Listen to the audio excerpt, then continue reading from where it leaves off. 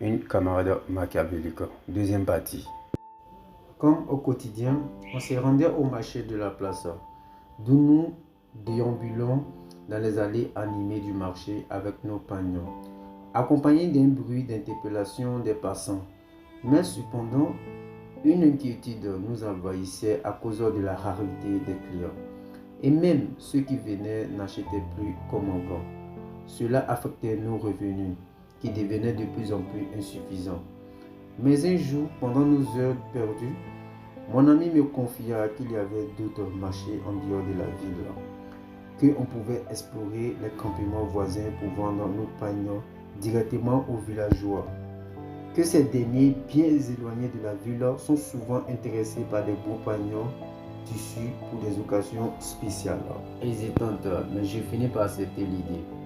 Les 10 premiers jours étaient un succès pour nous, car ces villageois étaient en point d'un accueil chaleureux et se rassemblaient toujours joyeusement autour de nous avec des rires et des négociations amicales.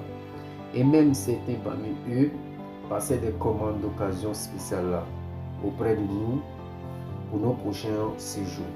Mais cependant, cette gloire était d'une courte durée, car un jour, lors d'un voyage, nos véhicules de transport furent arrêtés dans un poste de police pour un contrôle de routine.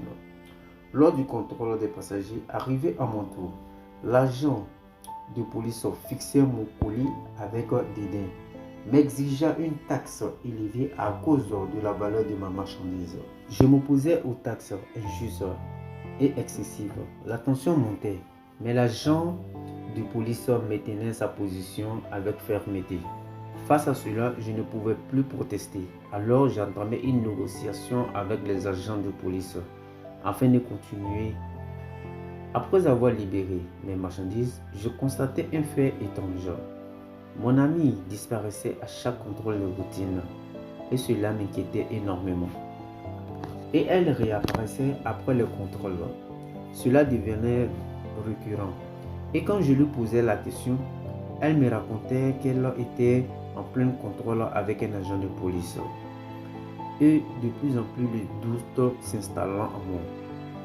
Face à cette impasse, frustré par ces difficultés récurrentes, je prends une décision radicale. L'idée d'abandonner de voyager pour vendre mes pagnes. Alors je décidai de louer un magasin en plein centre-ville pour vendre mes pagnes. Dans la troisième partie, je vous expliquerai comment j'ai pu prospérer en plein centre-ville dans mon commerce d'épargne et même les calamités que j'ai dû subir dans ma vie. Pico Rock 93, le numéro 1 sur les histoires rocambolesques de l'Afrique. Dites-moi ce que vous en pensez dans les commentaires et je vous dis à bientôt.